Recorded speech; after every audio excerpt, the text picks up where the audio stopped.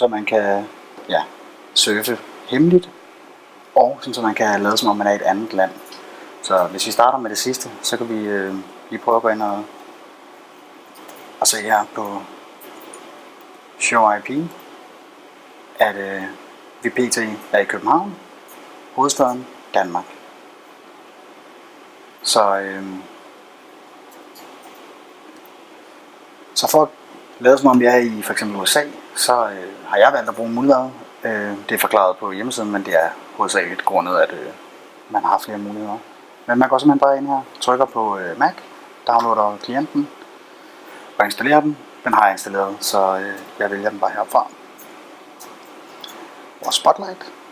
Skal lige sige, hvis man nu ikke lige kan finde den i Spotlight, og det er nogle gange man ikke kan det, så kan man åbne et findervindue, gå ind i programmer, gå ned under M og finde muligheden, og så åbne den herfra. Eventuelt trække den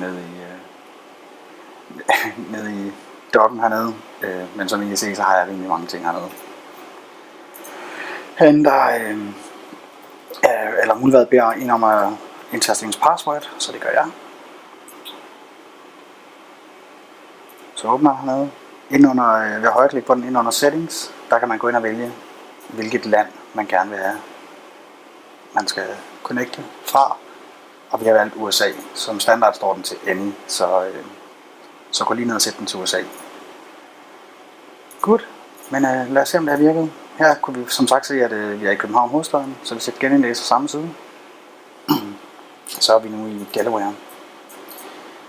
Der kan være mange grunde til det, at man gerne vil herinde. Det kunne fx være, at man på Netflix godt kunne tænke sig at have lidt flere emner, som man kunne vælge imellem. Så lad os prøve at gå ind og tjekke Netflix imellem. Som I kan se her, så er jeg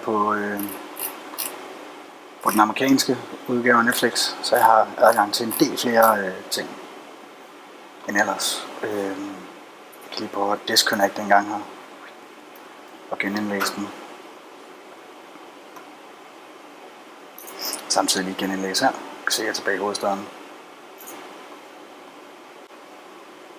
Så har jeg et reduceret udvalg nu. Et andet sted, man kan se det er, hvis man som mig godt kan lide Parks and Rec og har været inde og prøve at se det på NBC's egen hjemmeside, så vil man desværre, når man bor i Danmark, blive mødt af den her skærm, hvor der står "We're sorry", men den er ikke tilgængelig på i det land, som jeg er fra. Så hvis jeg prøver at connecte hertil igen, venter lige til den har et flueben, genindlæser. NBC's hjemmeside er lidt langsom, så jeg kan lige vise i mellemtiden, at nu er vi i Delaware i US igen. Jeg kan også genindlæse Netflix for en god ordens skyld.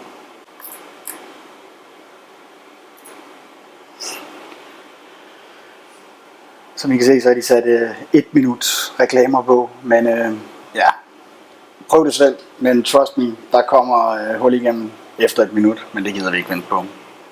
Så tak fordi I så med, og skriv på hjemmesiden, hvis der er nogle spørgsmål til, hvordan man gør det.